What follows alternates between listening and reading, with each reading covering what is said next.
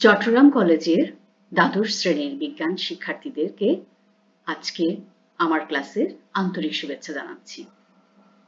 গত দুটি ক্লাসে আমি তোমাদেরকে মানব শরীর তত্ত্ব, রক্ত ও সঞ্চালন অধ্যায় থেকে আলোচনা করেছিলাম। আজকে সেই ধারাবাহিকতায় আমি পরের টপিকস নিয়ে আলোচনা করব।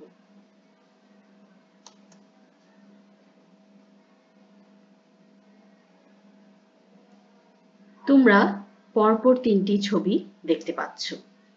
প্রথম ছবিতে অর্থাৎ সর্বব্রায়ের ছবিতে দেখছো হাতের আঙ্গুলে কেটে গিয়েছে।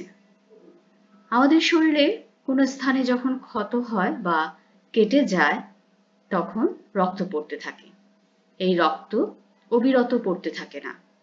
মাঝখানে চিত্রে দেখছো কোনো একটি পর্যায়ে এসে রক্তপাত কমে যায়, অর্থাৎ শরীরের নিজস্ব একটি প্রক্রিয়ায় রক্ত পড়া বন্ধ হয়ে যায়। সেই বিশেষ প্রক্রিয়াটি সম্পর্কে আমি আজকে তোমাদেরকে জানাবো। সর্বডানের ছবিতে তোমরা দেখছো কৈশিক জালিকা। কৈশিক জালিকায় খুবই সূক্ষ্ম সূক্ষ্ম কতগুলো ছিদ্র আছে। সেই ছিদ্র দিয়ে এক ধরনের তরল পদার্থ বেরিয়ে আসে। সেই তরল পদার্থ নিয়েও আজকে আমি তোমাদেরকে জানাবো। তাহলে আজকের পাঠ শেষে শিক্ষার্থীরা তোমরা যে সকল বিষয় জানতে পারবে তা একটু দেখে নিই। রক্ততঞ্চন বা রক্ত জমাট বাঁধা কাকে বলে বলতে পারবে। রক্ত জমাট বাঁধার প্রক্রিয়ার ধাপসমূহ জানতে পারবে। তঞ্চন ফ্যাক্টরগুলোর নাম ও এদের ভূমিকা বলতে পারবে। সিরাম কাকে বলে তা বলতে পারবে।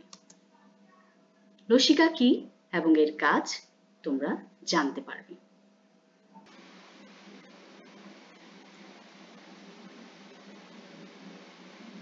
এখন দেখি রক্ত জমাট বাঁধা বা রক্ততঞ্চন, ব্লাড ক্লটিং কি। তাহলে সংজ্ঞাটি আমরা দেখে নিই। দেহের কোথাও ক্ষত সৃষ্টির ফলে কোনো রক্তবাহিকার এন্ডোথেলিয়াম ক্ষতিগ্রস্ত হলে রক্তপাত বন্ধের উদ্দেশ্যে ও সংক্রমণ প্রতিরোধে যে জটিল জৈব রাসায়নিক প্রক্রিয়ায় ফাইব্রিন জালক সৃষ্টির মাধ্যমে ক্ষতস্থানের রক্তকে থকথকে পিণ্ডে পরিণত করে, সেই প্রক্রিয়াকে রক্ত জমাট বাঁধা বা রক্ততঞ্চন বলে। আমরা প্রথমেই যে ছবিতে দেখেছিলাম যে রক্তপাত, আমি বলেছিলাম যে একটু একটু করে বন্ধ হয়ে যাচ্ছে, অর্থাৎ রক্ত নালীর যে প্রাচীর এন্ডোথেলিয়াম, সেই এন্ডোথেলিয়ামটা কি করবে, একটা জটিল জৈব রাসায়নিক প্রক্রিয়ার মাধ্যমে সেই প্রাচীরে এক ধরনের জালকের মতো সৃষ্টি হবে, যেটাকে বলা হয় ফাইব্রিন জালক। সেই জালকটা কি করবে, আমাদের যে লোহিত রক্তকণিকা বা আমাদের রক্তকণিকাগুলো যে ক্ষতস্থান থেকে বেরিয়ে আসছে তাকে বন্ধ করবে বা আটকে রাখবে। আটকে রাখার ফলে রক্তপাত কমে যাবে। ওই জায়গাটাই তখন রক্তটা আস্তে আস্তে থকথকে একটা পিণ্ডে পরিণত হবে। আর এই প্রক্রিয়াটাকে তখন বলা হয় রক্ত জমাট বাঁধা বা রক্ততঞ্চন। আমরা জানি যে অণুচক্রিকা আমাদের রক্তকে জমাট বাঁধাতে সাহায্য করে। তাহলে এই তঞ্চন প্রক্রিয়ায় সবচেয়ে বেশি গুরুত্বপূর্ণ প্রধান রক্তকণিকার যে উপাদান সেটা হচ্ছে অবশ্যই অণুচক্রিকা, এবং সেই সাথে আছে আরো কি, রক্তরসে অবস্থিত 13 ধরনের ক্লটিং ফ্যাক্টর। এই ক্লটিং ফ্যাক্টরকে আবার বলা হয় কোয়াগুলেশন ফ্যাক্টরস। এই 13 ধরনের ফ্যাক্টরগুলো কোথায় থাকে, রক্তরসে থাকে। এর মধ্যে 4টি ফ্যাক্টর খুবই গুরুত্বপূর্ণ, যাদের মধ্যে ফাইব্রিনোজেন, প্রোথ্রম্বিন, থ্রম্বোপ্লাস্টিন এবং ক্যালসিয়াম আয়ন। তাহলে এখন আমরা আগে দেখে নিই রক্ততঞ্চন ফ্যাক্টরগুলোর নাম এবং এদের ভূমিকা। 13টা ফ্যাক্টরের কথা আমি বলেছি, তাহলে আমি এক এক করে 13টা ফ্যাক্টরের নাম বলছি। Factor 1 fibrinogen.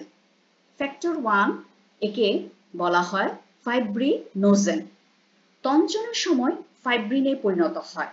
এই ফ্যাক্টর 1 এটা আসলে গ্লোবিউলিন জাতীয় এক ধরনের প্রোটিন। Factor 2 prothrombin. এটা হচ্ছে এক ধরনের প্লাজমা প্রোটিন। ভিটামিন কে এর উপস্থিতিতে এটি যকৃতে সংশ্লেষিত হয়। এটা তঞ্চনের সময় থ্রম্বিনে পরিণত হয়। ফ্যাক্টর 3 যাকে বলা হয় থ্রম্বোপ্লাস্টিন, এটি ক্যালসিয়াম আয়নের সহায়তায় প্রথম্বিনকে থ্রম্বিনে পরিণত করে। ফ্যাক্টর 4 ক্যালসিয়াম আয়ন, এটা একটা উল্লেখযোগ্য রক্ত জমাট বাঁধার ক্ষেত্রে।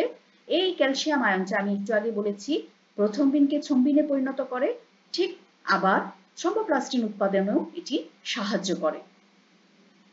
ফ্যাক্টর 5 বা লেবাইল ফ্যাক্টর যাকে বলা হয় প্রোঅ্যাক্সিলারিন। প্রোঅ্যাক্সিলারিন এটা প্লাজমায় অবস্থিত প্রোটিন। এই প্রোটিনটি প্রথম্বিনকে থ্রম্বিনে পরিণত করে। ফ্যাক্টর 6 অ্যাক্সিলারিন, এই অ্যাক্সিলারিনটি আসলে এখন বাতিল বলে স্বীকৃত হয়েছে, কারণ এটি আসলে ফ্যাক্টর 5 এরই সক্রিয় অবস্থা। এটা কোনো পৃথক ফ্যাক্টর হিসাবে আর ধরা হয় না। ফ্যাক্টর 7 স্টেবল ফ্যাক্টর প্রোকনভার্টিন, এই ফ্যাক্টরটি এটিও প্লাজমায় অবস্থিত এবং এটি থ্রম্বোপ্লাস্টিন উৎপাদনে সাহায্য করে।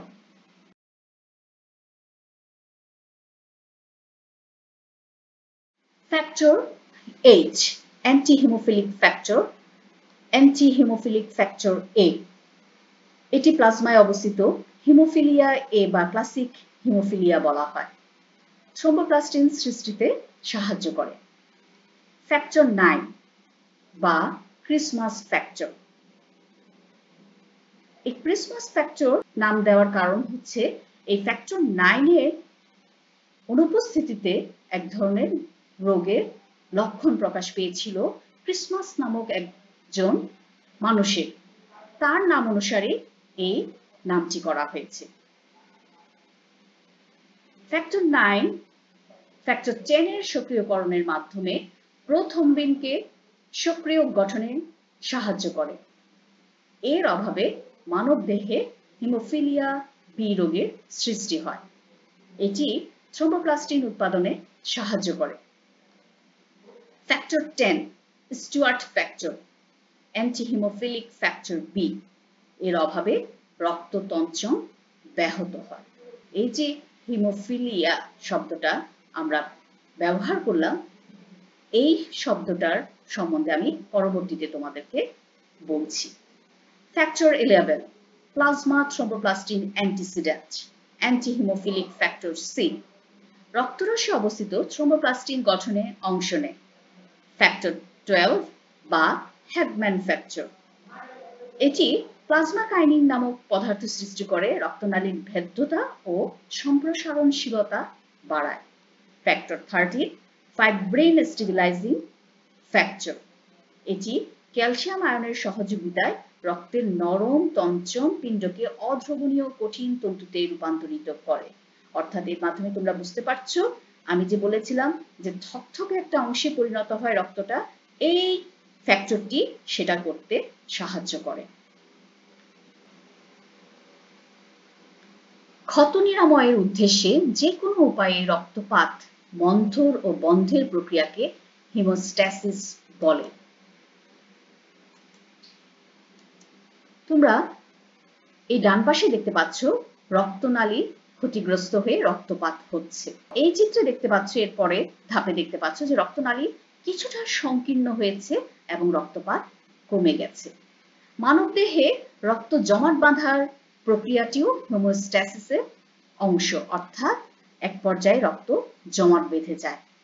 এই যে কয়েকটি ধারাবাহিক জৈব রাসায়নিক ধাপের মাধ্যমে এই প্রক্রিয়া সম্পন্ন হয়।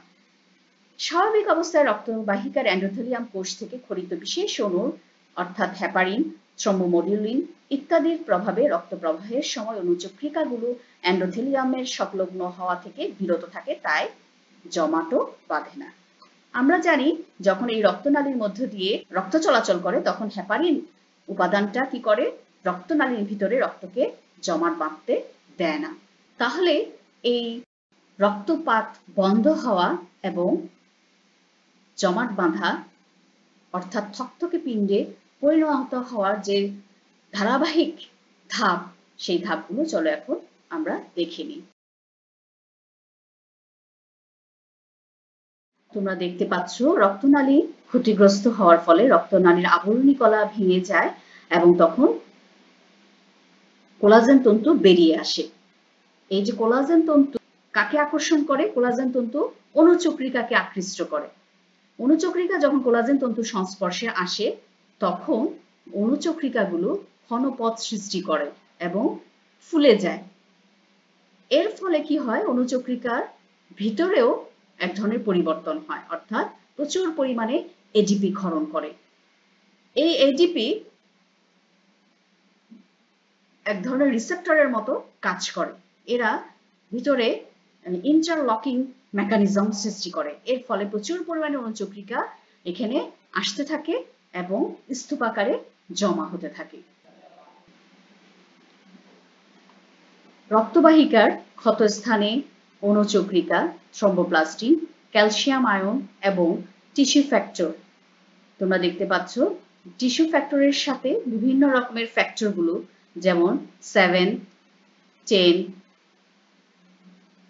H, 9 প্রত্যেকটা টিস্যু ফ্যাক্টর 11, 12, 9 একটি ফ্যাক্টর আরেকটি ফ্যাক্টরকে কি করছে? এগুলো অ্যাক্টিভেট করছে। এই অ্যাক্টিভেট করার মাধ্যমে এরা প্রত্যেকটা ফ্যাক্টর অ্যাক্টিভেট হচ্ছে। এই যে অ্যাক্টিভেশনটা এটা রক্তনালী ভিতরেও হয় এবং বাইরেও হয়। এই অ্যাক্টিভেশনের মাধ্যমে প্রোথ্রম্বিনকে অর্থাৎ নিষ্ক্রিয় প্রোথ্রম্বিনকে সক্রিয় থ্রম্বিনে পরিণত করে। দেখো প্রো আলাদা হয়ে যাচ্ছে, থ্রম্বিন আলাদা হয়ে যাচ্ছে। প্রচুর পরিমাণে থ্রম্বিন এখানে সক্রিয় হচ্ছে। এই থ্রম্বিন প্লাজমায় দ্রবীভূত থাকা প্রোটিন ফাইব্রিনোজেনের সাথে বিক্রিয়া করে সেগুলোকে দ্রবণীয় আঁশের মতো ফাইব্রিন মনোমারে পরিণত করে। দেখো এই যে আঁশের মতো একটা মনোমার সৃষ্টি হয়েছে। এই ফাইব্রিন মনোমারগুলোই পরস্পর সংযুক্ত হয়েছে এবং ফাইব্রিন পলিমারে এবং সবশেষে ফাইব্রিন জালকের মতো সৃষ্টি করেছে। ফাইব্রিন জালক, এই জালকটা দেখতে পাচ্ছ এখানে লোহিত রক্তকণিকা আটকে দিয়েছে, অর্থাৎ ফাইব্রিন জালকে লোহিত রক্তকণিকা আটকে যায় এবং রক্তপাত বন্ধ হয়ে যায়। এভাবে রক্ততঞ্চন প্রক্রিয়া সম্পন্ন হয়। দেহ থেকে নির্গত রক্ত জমাট বাঁধতে যে সময় লাগে তাকে রক্ততঞ্চন কাল বলে। আমাদের স্বাভাবিক অবস্থায় রক্ততঞ্চন কাল হচ্ছে 3 থেকে 8 মিনিট। তঞ্চন ফ্যাক্টরের অনুপস্থিতি কিংবা স্বল্প মাত্রায় উপস্থিতির কারণে তঞ্চন প্রক্রিয়া ব্যাহত হতে পারে। যেমন তঞ্চন ফ্যাক্টর 8 বা ফ্যাক্টর 9 এর অনুপস্থিতির কারণে থ্রম্বোপ্লাস্টিন অকার্যকর থেকে হিমোফিলিয়া রোগের সৃষ্টি করে। তোমাদেরকে একটু আগে আমি বলেছিলাম হিমোফিলিয়া রোগ নিয়ে আমি বলবো। হিমোফিলিয়া হচ্ছে বংশগতভাবে সঞ্চারণশীল বা উত্তরাধিকার সূত্রে প্রাপ্ত এক প্রকার রক্ত তঞ্চন ঘটিত ত্রুটি বা অস্বাভাবিকতা। এই রোগে যেই ব্যক্তিরা আক্রান্ত হন সেই ব্যক্তিদের রক্ত তঞ্চিত হয় না এবং রক্তক্ষরণজনিত কারণে আক্রান্ত ব্যক্তির মৃত্যু হতে পারে। রক্ত যদি জমাট না বাঁধে তাহলে রক্ত পড়তে পড়তে মানুষ মারা যায়। এই হিমোফিলিয়া রোগকে সাধারণত দুটা ভাগে ভাগ করা হয়, হিমোফিলিয়া এ এবং হিমোফিলিয়া বি, যা ক্লাসিক হিমোফিলিয়া এবং ক্রিসমাস ডিজিজ নামে পরিচিত। আমরা জানি ইউরোপের মহারানী ভিক্টোরিয়ার এই রোগটি ছিল এবং তার মাধ্যমে রাজপরিবারে এই রোগটি ছড়িয়ে পড়ে। তাহলে এখন দেখে নেই সংক্ষেপে রক্ততঞ্চন কৌশলের পর্যায়ক্রমিক ধাপ। প্রথমে ক্ষতিগ্রস্ত এন্ডোথেলিয়াম ও বিমুক্ত অণুচক্রিকা। এন্ডোথেলিয়ামের প্রাচীর যখন ক্ষতিগ্রস্ত হয় তখন অণুচক্রিকা মুক্ত হয়। এই অণুচক্রিকা ক্যালসিয়াম আয়নের উপস্থিতিতে এবং ক্ষতের টিস্যু থেকে প্রথমবিং সক্রিয়কারী পদার্থ ক্ষরণ করে, অর্থাৎ থ্রম্বোপ্লাস্টিন এনজাইম নিঃসরণ করে। এই থ্রম্বোপ্লাস্টিন এনজাইম নিষ্ক্রিয় প্রথমবিনকে সক্রিয় থ্রম্বিনে পরিণত করে। সক্রিয় থ্রম্বিন ক্যালসিয়াম আয়নের সহায়তায় ফাইব্রিনোজেনকে ফাইব্রিন তন্তুতে পরিণত করে। ফাইব্রিন তন্তু ফাইব্রিন জালকে পরিণত হয়ে রক্ত জমাট বাঁধতে সাহায্য করে। তাহলে এখন দেখি আমাদের স্বাভাবিক অবস্থায় রক্তনালীতে রক্ত কেন জমাট বাঁধে না। এটা এর মধ্যে তোমরা সবাই বুঝে গিয়েছো, তার কারণগুলো তোমরা সবাই বলতে পারবে। দেহে রক্ত প্রচন্ড গতিতে অবিরামভাবে এটা কি হয়, প্রবাহিত হয়। সেই জন্যই প্রথমত এই কারণটি আমরা বলে থাকি। এরপরে রক্তনালীর এন্ডোথেলিয়াম প্রাচীর অত্যন্ত মসৃণ থাকার কারণে রক্ত চলাচলে কোনো ব্যাঘাত ঘটে না। রক্তের মধ্যে অ্যান্টিকোয়াগুলেন্ট ফ্যাক্টর হেপারিন থাকার কারণে, এটা আমি বারবার বলেছি, হেপারিন আমাদের শরীরের ভিতরের রক্তনালীতে রক্তকে জমাট বাঁধতে দেয় না। এছাড়াও আছে সক্রিয় কোয়াগুলেন্ট ফ্যাক্টর, যকৃত কর্তৃক সর্বদা অপসারিত হওয়ার কারণে। মানুষের রক্ত ও অন্যান্য কলাতে প্রায় 50 ধরনের উপাদান বা ফ্যাক্টর আছে। এই ফ্যাক্টরগুলোকে আবার যেগুলো রক্ততঞ্চনকে প্রবাহিত করে, অর্থাৎ আমরা 13টা ফ্যাক্টরের নাম পড়েছি কিন্তু আসলে 50 ধরনের উপাদান আছে। এদেরকে আবার দুটা ক্যাটাগরিতে ভাগ করা হয়। একটি হচ্ছে প্রোকোয়াগুলেন্ট ফ্যাক্টর। প্রোকোয়াগুলেন্ট ফ্যাক্টর যারা কিনা রক্ততঞ্চনকে উদ্দীপিত করে, অর্থাৎ রক্তকে জমাট বাঁধতে সাহায্য করে। অ্যান্টিকোয়াগুলেন্ট ফ্যাক্টর এরা রক্ততঞ্চনকে প্রতিরোধ করে, অর্থাৎ রক্ত জমাট বাঁধতে দেয় না। আমাদের শরীরে আসলে এই জমাট বাঁধবে কি বাঁধবে না এই দুটা নির্ভর করে এই প্রোকোয়াগুলেন্ট এবং অ্যান্টিকোয়াগুলেন্ট উপাদান সমূহের ভারসাম্যের উপরে। তাহলে এখন বুঝতে পারছো যে স্বাভাবিক অবস্থায় অ্যান্টিকোয়াগুলেন্ট প্রোকোয়াগুলেন্টের উপর প্রয়োগ করছে, সেই জন্যই দেহের অভ্যন্তরে রক্ত জমাট বাঁধে না। কিন্তু যখন আমাদের শরীরে কোনো স্থান কেটে যায় তখন কি হয়ে যায়, আবার ঠিক তার উল্টোটা হয়ে যায়, অর্থাৎ প্রোকোয়াগুলেন্ট ফ্যাক্টরগুলি অধিক সক্রিয় হয়ে তখন কি করে, অ্যান্টিকোয়াগুলেন্টের ক্ষমতাকে অতিক্রম করে এবং সেই জায়গাটায় রক্ত জমাট বাঁধার প্রক্রিয়া শুরু হয়ে যায়।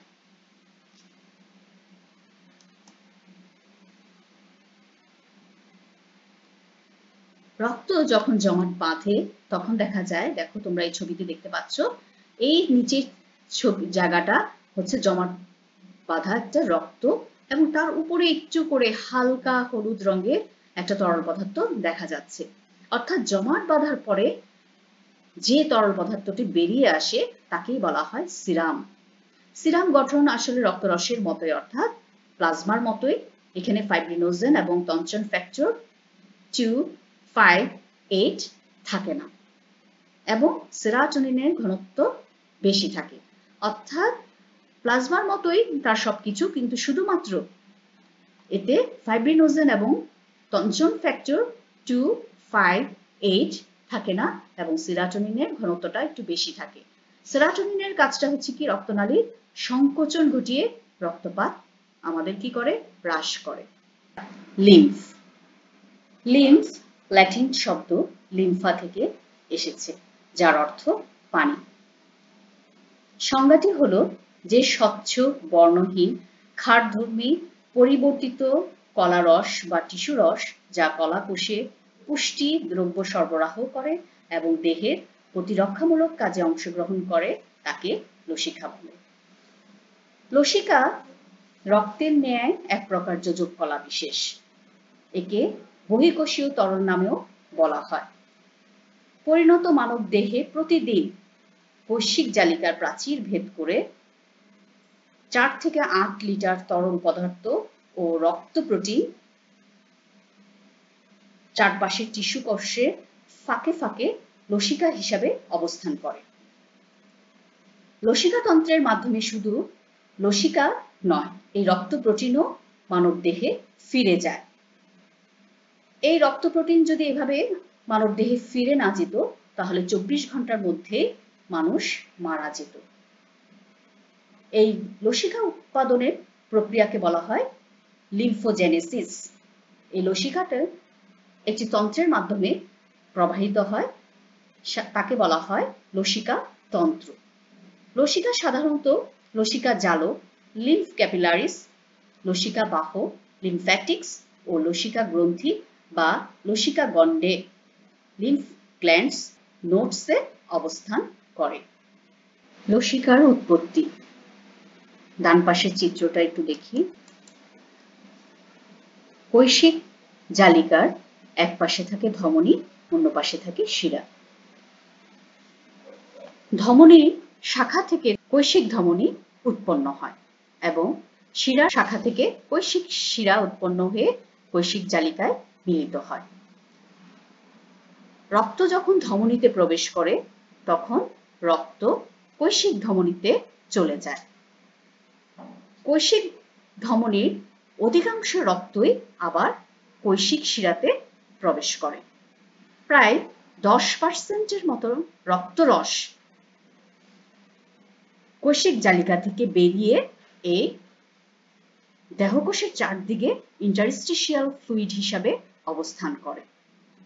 এই ইন্টারস্টিশিয়াল ফ্লুইড অর্থাৎ এই তরল লসিকা নালীতে যখন প্রবেশ করে তখনই এটা লসিকা হিসাবে পরিচিতি লাভ করে, অর্থাৎ তখনই একে বলা হয় লসিকা। আমি দেখো লিখেছি, ধমনীর শাখা থেকে উৎপন্ন কৈশিক ধমনীতে রক্ত পৌঁছালে এর অধিকাংশই কৈশিক শিরাতে প্রবাহিত হয়। প্রায় 10% মতো রক্তরস কৈশিক জালিকা থেকে বেরিয়ে দেহকোষের চারদিকে ইন্টারস্টিশিয়াল তরল হিসেবে অবস্থান করে। এই তরল লসিকা নালিকায় প্রবেশ করে লসিকায় পরিণত হয়। লসিকার পিএইচ 7.4 থেকে 9.0, আপেক্ষিক গুরুত্ব প্রায় 1.01 থেকে 1.016।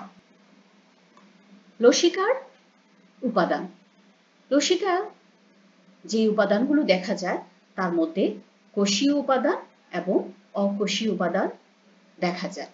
কোষীয় উপাদানের মধ্যে লিম্ফোসাইট প্রধান। মানবদেহের প্রতি কিউবিক মিলিমিটার লসিকায় প্রায় 500 থেকে 75,000 লিম্ফোসাইট থাকতে পারে। আর অকোষীয় উপাদানের মধ্যে পানি 94% এবং কঠিন পদার্থ থাকে 6%। এই কঠিন পদার্থ আবার দুটা ভাগে বিভক্ত, একটা হচ্ছে জৈব পদার্থ আর একটা হচ্ছে অজৈব পদার্থ। জৈব পদার্থের মধ্যে যে সকল প্রোটিন বিদ্যমান তা হলো অ্যালবুমিন, গ্লোবিউলিন, ফাইব্রিনোজেন। এরপরে লিপিড। লিপিড সাধারণত কাইলো মাইক্রন হিসাবে থাকে, যাতে ট্রাইগ্লিসারাইড এবং ফসফোলিপিড উপস্থিত। অভুক্ত অবস্থায় অর্থাৎ যখন আমাদের পেটে খিদা থাকে বা আমরা পেট খালি থাকে তখন বলা হয় কি আসলে লসিকায় ফ্যাটের পরিমাণ একদমই কম থাকে। আবার যখন মানুষ খুব বেশি খাওয়া দাওয়া করে অর্থাৎ প্রচুর পরিমাণে চর্বি জাতীয় খাদ্য খায় তখন এই ফ্যাটের পরিমাণ বেড়ে যায় এবং তখন লসিকাটা দেখতে প্রায় দুধের মতো সাদা দেখায়। এজন্য এই অবস্থায় লসিকাকে কাইল বলা হয়। তবে সাধারণত এর পরিমাণ মোট কঠিন অংশের প্রায় 5 থেকে 15% থাকে। শর্করা হচ্ছে প্রতি 100 মিলিমিটার লসিকায় শর্করা সাধারণত গ্লুকোজের পরিমাণই এখানে উল্লেখযোগ্য এবং 120 থেকে 132 গ্রাম গ্লুকোজ থাকে। এছাড়া urea, uric acid, creatinine, enzyme এবং অ্যান্টিবডি থাকে। অজৈব পদার্থ, এর মধ্যে ক্যালসিয়াম, ফসফরাস, ক্লোরাইড প্রধান। লসিকার কাজ, দেহের অনেক গুরুত্বপূর্ণ কাজ লসিকার মাধ্যমে সম্পন্ন হয়। লসিকার মাধ্যমে প্রতিটি কোষে খাদ্যরস ও অক্সিজেন পৌঁছায়। টিস্যুর ফাঁকা স্থান থেকে অধিকাংশ প্রোটিন লসিকার মাধ্যমে আবার রক্তে ফিরে যায়। অপ্রয়োজনীয় কার্বন ডাই অক্সাইড এবং বর্জ্য পদার্থ লসিকা গৃহীত হয়ে দেহ থেকে নির্গত হয়, অর্থাৎ রেচনেও লসিকা গুরুত্বপূর্ণ ভূমিকা পালন করে। লসিকা দেহে একটি মধ্যস্থতাকারী তরল হিসেবে কাজ করে। এর মানে হলো যে সকল কোষে রক্ত পৌঁছাতে পারে না সেই সকল স্থানে লসিকা কি করে? রক্ত থেকে খাদ্যবস্তু যেমন অক্সিজেন, হরমোন, বিভিন্ন রকমের ভিটামিন সরবরাহ করে। বিভিন্ন অঙ্গে টিস্যুর গাঠনিক অখণ্ডতা রক্ষায় বিশেষ ভূমিকা পালন করে। এছাড়া লসিকা আরও কিছু গুরুত্বপূর্ণ কাজ করে, যেমন দেহের রোগ প্রতিরোধ ক্ষমতা বৃদ্ধি করে, লিম্ফোসাইটের মাধ্যমে জীবাণু ধ্বংস করে, ইমিউনিটি বাড়ায়। এছাড়া আমাদের ক্ষুদ্রান্ত্রের ল্যাকটিয়েলে মাধ্যমে আমাদের কি হয়? চর্বি জাতীয় খাদ্য শোষিত হয়। এই লসিকা নালীর মাধ্যমে সেগুলো কি করে? রক্তস্রোতে বহন করে নিয়ে যায়। এই কাজগুলোই উল্লেখযোগ্য লসিকার কাজ হিসাবে। শিক্ষার্থীরা, আশা করি তোমরা বিষয়টি ভালোভাবে বুঝতে পেরেছ। নিশ্চয়ই তোমাদের ক্লাসটি ভালো লেগেছে। তোমরা তোমাদের পড়ালেখা চালিয়ে যাবে, মনোযোগ দিয়ে পড়াশোনা করবে। পরবর্তী ক্লাসে তোমাদের সাথে আমার আবার দেখা হবে। আজকে এই পর্যন্তই। আল্লাহ হাফিজ।